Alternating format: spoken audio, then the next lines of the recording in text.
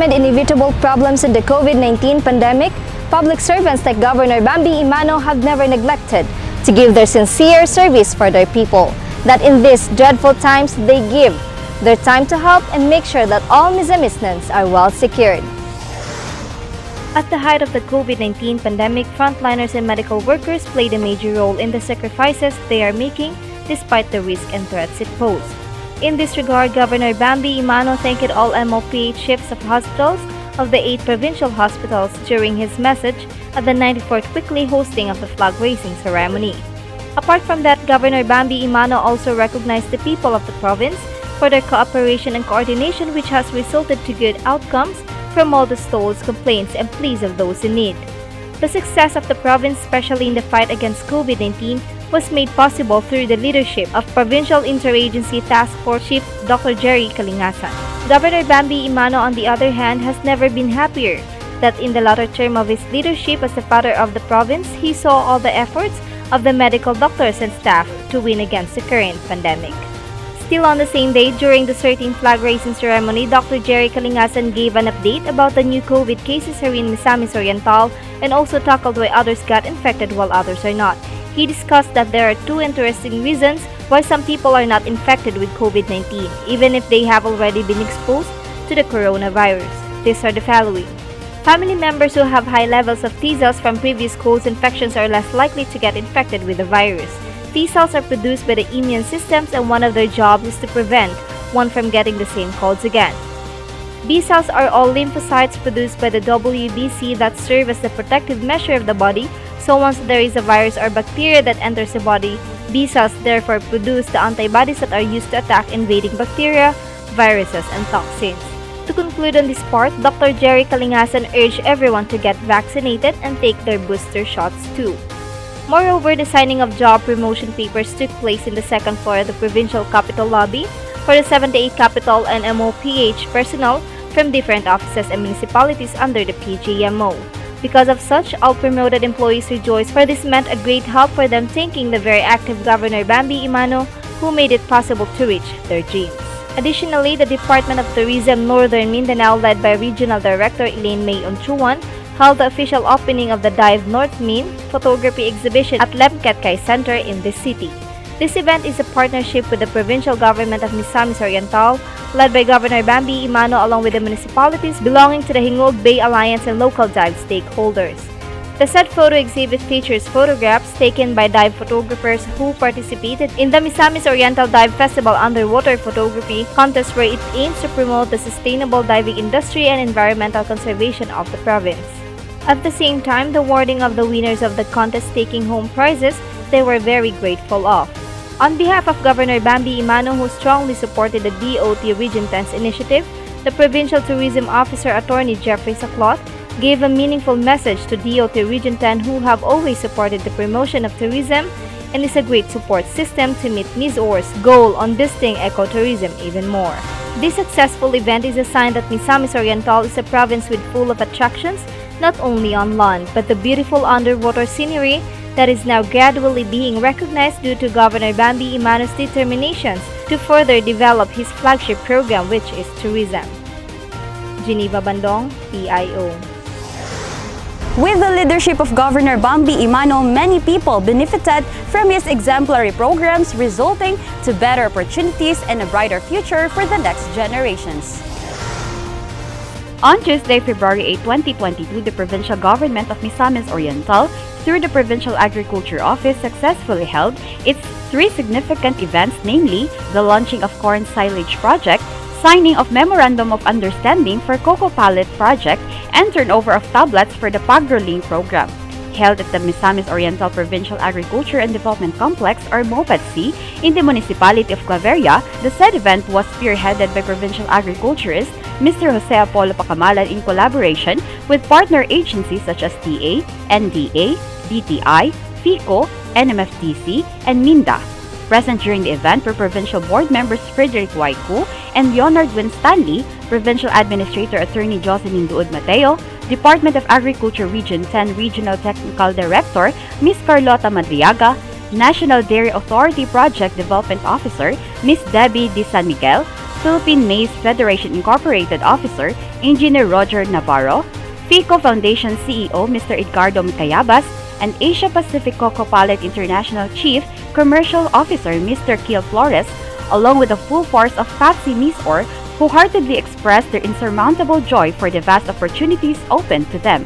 Hence, the Provincial Governor Bambi Emano attended via Zoom, together with Chief Finance Officer Mr. Joshem N. Bell, Chief Technology Officer and the founder of Cocoa Pallet International Mr. Michel Voss, and Chief Executive Officer Mr. Webby Van Terwizka.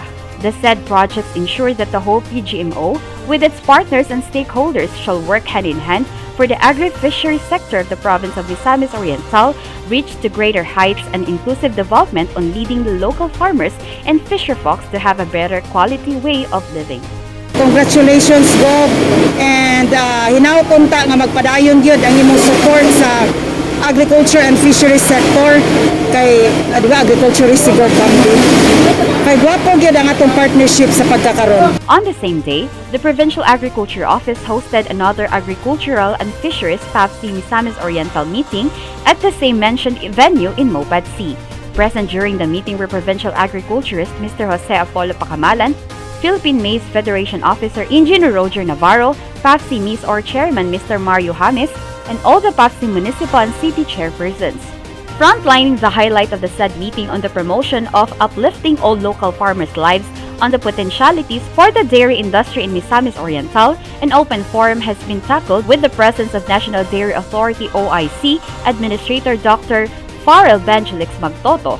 I'm very honored na maging part dito sa program ng ating butihing Governor Bambi, and I am hoping na mas marami pa yung support sa dairy industry kasi sabi kanina, we are addressing both poverty and malnutrition. So I'm really happy na meron tayong dairy champions dito. Hindi lang siguro dito sa Claveria but the full Misamis.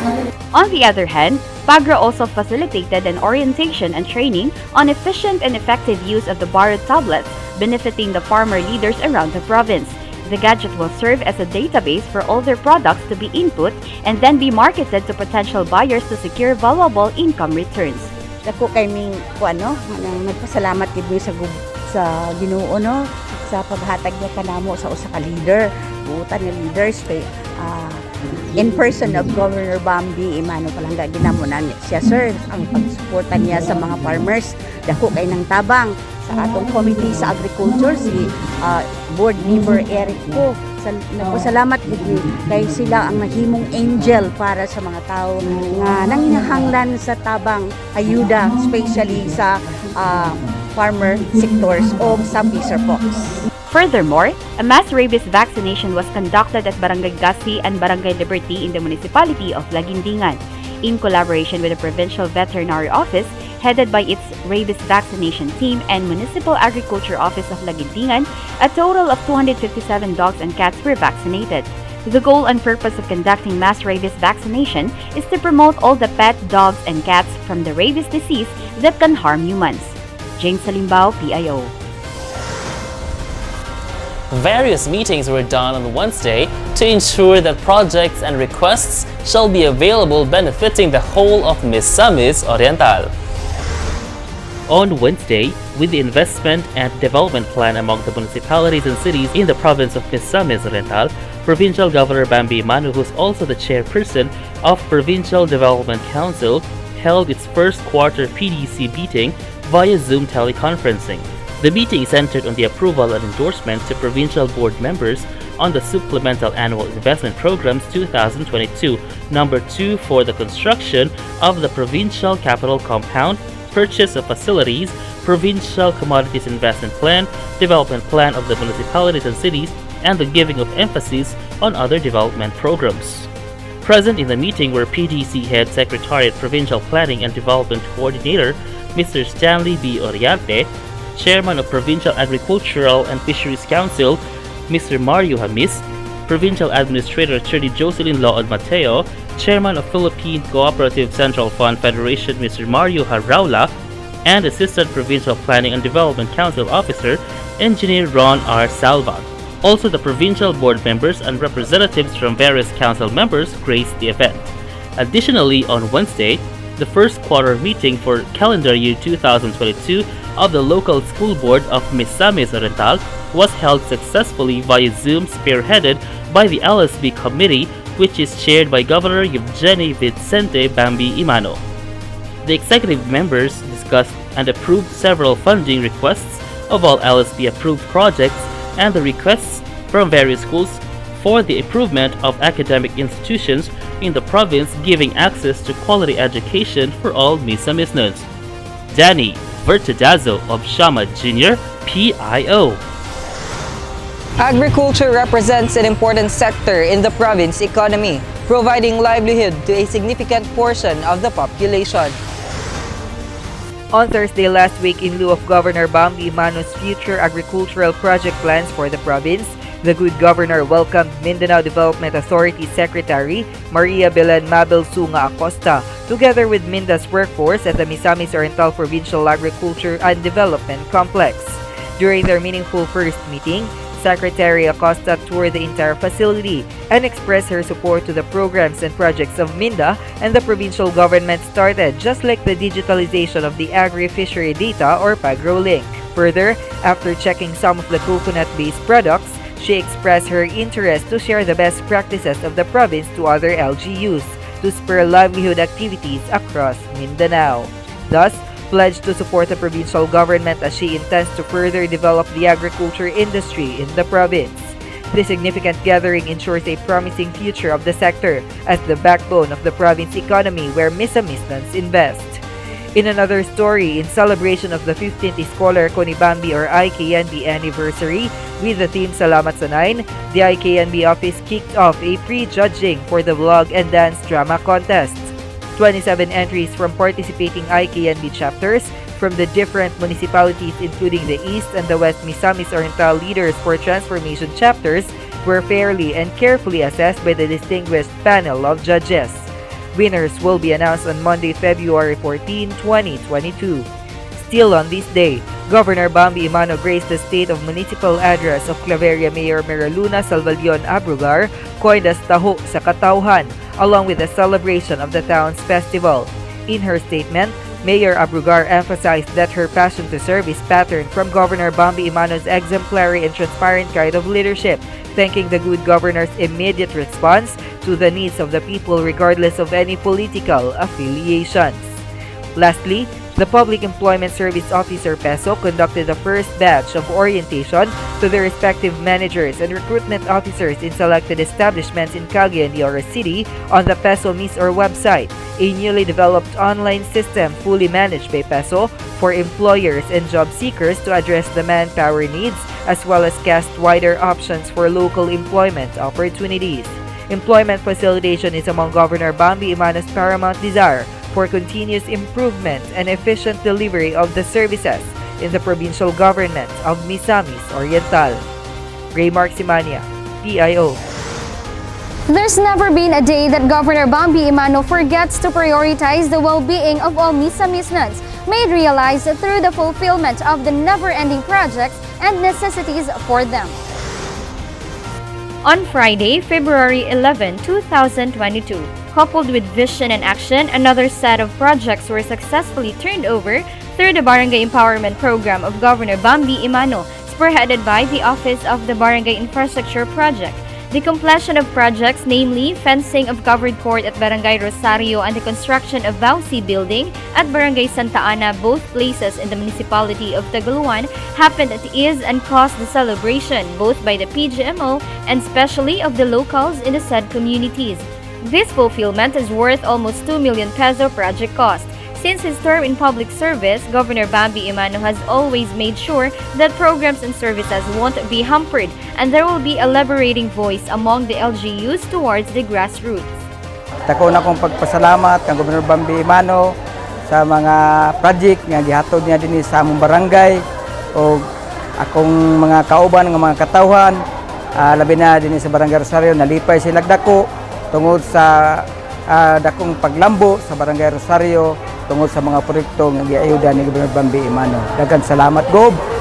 Present along the event were Attorney Nadia Emano, SB Taguluan members, officials of Barangay Rosario and Barangay Santa Ana, Acting Assistant Provincial Engineer Annalie Emano Abao, Engineer Tassi Gales, Engineer Rose Ann Zambrano, and Engineer Chebert Canales of the Provincial Engineering Office. Another development that transpired on Friday was the facilitation of Provincial Social Welfare and Development Office on the distribution of food packs at Balay ni Nochka, where PGAO is situated.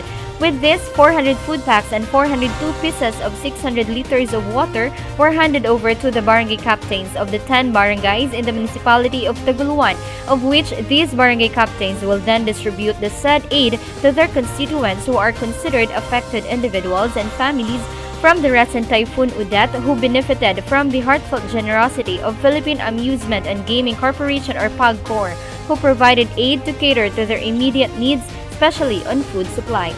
This would never be possible without the empowering leadership of Governor Bambi Emano, together with the agencies involved as they collaboratively extended to people adversely in need of help, that in return beneficiaries were wrapped in glee and gratefulness. While at the same time, PGAO Overseer Attorney Nadia Emano Elipe, Provincial Social Worker and PSWDO Head Mr. John Limar Abelia, Mr. Jefferson Hamol Awon, Ms. Jarmy Rivera, and 10 barangay captains of Taguluan, together with Branch Manager of Casino Filipino Mr. Antonio Covarrubias, also graced the event. On the same day, the farmers market created vibe of richness, highlighting agricultural endeavors as the sales reached to a total of 55,824 pesos and 30 centavos, composed of processed products, rice, and fruits and vegetables. PGMO always take to heart in helping all the farmers experience great uplifting on their way of living. Spearheaded by Provincial Agriculture Office, it has been observed that there is a decrease in sales compared to former week, because there were only 10 farmers who displayed their produce. But then again, PGMO promised to make a difference, especially to the farmers' lives. Additionally, on Friday, the Environment and Natural Resources Office conducted a tree growing activity at Barangay Mulugan, El Salvador City. The activity was attended by the personnel and staff of the Kabalikat Civicom headed by Mr. Joseph Trosio, PNP Maritime of Region 10, Puntod National High School headed by its principal Ms. Eliza Banlota, and St. John Elementary School headed by its principal Ms. Maricen Abuel. ENRO is turned in its mandate aligned to the flagship program of Governor Bambi Emano's Turismo Miss Or, of which the environment is one of his governing pillars, with PGMO's commitment on maintaining the 12 hectares of mangrove plantation, hoping to expand as it continues to collaborate with stakeholders and agencies, both in the government and private sectors. Since the mangroves are extremely important to the coastal ecosystems they inhabit that are physically, they serve as buffer between marine and terrestrial communities and protect shorelines from damaging winds, waves, and floods. These are just a few of the many benefits that mangrove can provide to environment, which primarily the reason why ENRO is passionately advancing its mandate in promoting the preservation and conservation of the natural resources anchored to environmental policies towards the goals of providing a safe and sound environment in Misamis Oriental. Rajiana Moratinel, my guide, PIO.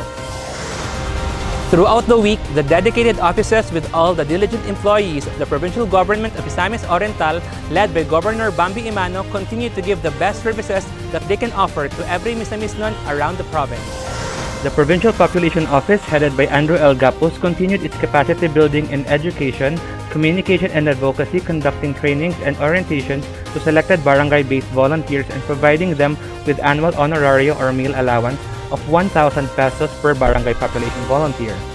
The distribution of 352,000 pesos for the 352 barangay population volunteers as meal allowance or meal provision for calendar year 2021 was conducted last week through clustering of the different municipalities of the province of Misamis Oriental.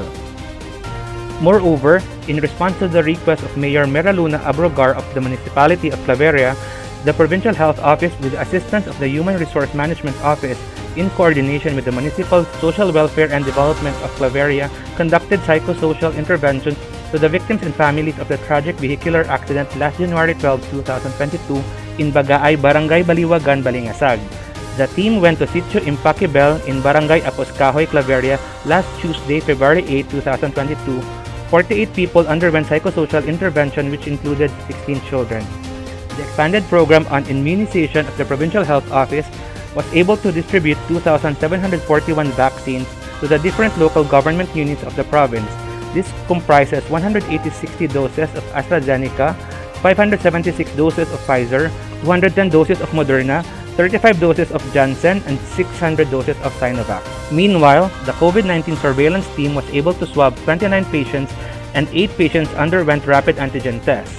Also, the PHO clinic was able to attend to 21 patients, 2 of whom consulted for influenza-like illnesses, 2 requesting medical clearance, and 17 were for other reasons seeking medical consult. On the other hand, the Animal Vet Center served 35 patients with 14 new cases and 21 patients returned as scheduled. And for the mental or drug-induced psychosis program, they were able to serve 24 patients with 1 new case of drug-induced psychosis. In addition, the Provincial Veterinary Office of Misamis Oriental, headed by Dr. Benjamin Rasma, conducted spay and neuter services to the municipalities of Laguindingan and Hasaan last week. A total of 403 dogs and cats were served, 257 from Barangay Liberty, Laguindingan, and 146 from the municipality of Hasaan. This initiative aims to ensure the decrease of stray dogs and cats and to lessen the cases of rabies in the province. Also, the past week was met with numerous turnovers. To start, the Provincial Governor's Extension Office, together with its office overseer, Attorney Nadia Emano, turned over construction materials to Higa-Unon tribe residing in Sitio Tinago for the reconstruction of their waiting shed. Another turnover happened at 2 elementary schools in Tagoloan last week. PGEO Office Overseer and as representative to Governor Bambi Emano, Attorney Nadia Emano turned over 2 split-type air conditioning units to Gracia Elementary School and 1 refrigerator to Santa Cruz Elementary School. Gracia Elementary School Principal Ms. Virginia Mariano and Santa Cruz Elementary School Principal Dr. J.B. Pakulan, together with the teaching forces, expressed thanks to the Provincial Government of Misamis Oriental and the Provincial Committee on Education, especially to Governor Bambi Emano and Attorney Nadia Emano for the appliances their school received and that they assure that these will be put to good use. Also, through the Provincial Governor's Extension Office, Barangay Poblacion Tagoloan Council received a check worth 2 million pesos from the Provincial Government of Misamis Oriental. PGEO's Attorney Nadia Emano, together with the Sangguniang Panalawigan members Gerardo Boboy Sabal, Sarah May Saysay Emano, and Dr. Babano Yasay, officially turned over the said check amounting to 2 million pesos to Punong Barangay Prince Omar Emano, together with Poblacion Council Kagawad Arnold Abejo Ronda, Josefa Nabong, Bambi Casino, Eric Tan, and Poblacion SK Chairman Rafael Martin Abejo, and barangay functionaries. On top of that, Zone 6 Poblacion residents of the municipality of Tagoloan could not contain their happiness and expressed their gratitude to the Provincial Governor's Extension Office as Attorney Nadia Emano, PGEO's overseer, officially opened and turned over the newly concreted pathway of Zone 6 Poblacion Tagoloan. Barangay Poblacion Kagawad Eric Taban initiated this action and requested help from the PGEO for the concreting of the said pathway. In addition, last week, the Provincial Governor's Extension Office conducted another medical mission, and this time in Barangay Santa Ana, Tagoloan. Barangay Santa Ana Barangay Captain Elmo Ragandang expressed his gratitude to Attorney Nadia Emano, PGEO's office overseer, for supervising and conducting this medical mission for the people of Barangay Santa Ana and for the PGEO that strives to extend its services to barangays in the province. With the help of Dr. Maria Bebina Tagarda Casino, 250 people had their free medical consultation and availed free medicines. 125 people, mostly senior citizens, had their eye checked and were given free reading glasses. The health officer staff, together with Tagoloan Sangguniang Bayan member and surgeon Dr. Ignacio Boboy Factura II, circumcised 108 boys from Barangay Santa Ana. The medical mission was supported by Tagoloan Sangguniang Bayan members Roger Cap Atchas, Dr. Bobby Factura, Attorney Kat Alfante, Hani Emano Donya, Armando Pomar, Attorney Odi Paduganan. The SB members and the PGEO staff were also accompanied by Miss Shik Kosin, Miss Mika Nabong Sultan, and Mr. Kim Agostero. Meanwhile, PGEO office catered to 13 clients for 3-in-1 services, where each was provided with free embalming, free coffin, and free transportation. The families of the deceased were also given flowers and half-sack rice. Also this week, the Provincial Social Welfare and Development Office turned over a total of 50 sacks of rice to different municipalities in the province. 15 sacks were turned over to the families and individuals in crisis situation at Tagoloan, Misamis Oriental. 10 sacks were turned over to the 58th Infantry Battalion Bravo Company at Mat E. Claveria in support for the peace and order of the province. Another 15 sacks of rice were turned over to former rebel at 58th Infantry Battalion Headquarters at Mig Banday, Claveria. 4 sacks turned over to individuals who are in crisis situation at Anai, Claveria, and 6 sacks of rice turned over to individuals in crisis situations in Dongwei Hill, Naawan, Misamis Oriental. Additionally, the Provincial Early Childhood and Care Development Office or PECCDO, headed by Ms. Mary Den Ocot, conducted accreditation to 13 child development centers in El Salvador City. This includes Mulugan Child Development Center, Golden Angel Child Development Center, Ulaliman Child Development Center, La Fortuna Child Development Center, TPUPC Child Development Center, Kogon Child Development Center, Tagbaoo Child Development Center, Bolisong Child Development Center, Grand Canyon Child Development Center, Kalabay-Labay Child Development Center, Quiabo Child Development Center, Hinagdaan Child Development Center, and Taon Child Development Center. The said accreditations were led by PECD staff and deputized accreditor of the Department of Social Welfare and Development or DSWD Region 10, Ms. Gretchen B. Kainoy and Mr. John Michael B. Bautista. With them are CSWD Officer of El Salvador City, Ms. Christine Pilarmino, and their city's ECCD focal person, Ms. Lilibet Bailando. On the other hand, the Office of the Provincial ECCD also successfully distributed modified session plan guides for the child development workers of Balingasag, Lagonglong, Ensalay, Tagoloan, Villanueva, Hasaan, Claveria, Binawangan, Sugbong-Kugon, Conagitan, Balingwan, Talisayan, Medina, Hingoog, and Magsaysay, Misamis Oriental for the 4th quarter of the center-based program conducted in an alternative venue or CBPAV. The session guide contains suggested activities that will help develop the child's cognitive, gross motor, fine motor, self-help, receptive language, expressive language, and socio-emotional skills. Furthermore, trust is built in drops and lost in buckets. This is what provincial capital employees are made of. This is proven once again by the Assistant Provincial Administrator's Office through the leadership of Ms. Carol P. Lim Kaidik, as their office received a lost sling bag containing wallet, money, credit cards, IDs, and jewelry. The bag was found at the Provincial Capital Park by one staff from the Provincial Tourism Office. The office automatically informed the owner of the items that his belongings were found and turned over to the Assistant Provincial Administrator's Office, and the owner, in the name of Joel Paden, was able to retrieve the belongings at the APA office, leaving a joyful thing to the person who found his belongings. In addition, the Provincial Council of Misamis Oriental, headed by Vice Governor Jigjag Pilaes, approved the SP Resolution number 1598 series of 2022, which is the framework of the provincial government of Misamis Oriental to fully implement the Salary Standardization Law, or famously known as SSL 5 Tranche 2. This resolution allows Provincial Governor of Misamis Oriental, Governor Bambi Emano, to implement the SSL starting January of 2022. This will help all the employees of the provincial capital of Misamis Oriental that it may add to the finances of every capital employee's family, especially since all are still facing the pandemic. Jassy Andaliasa, PIO.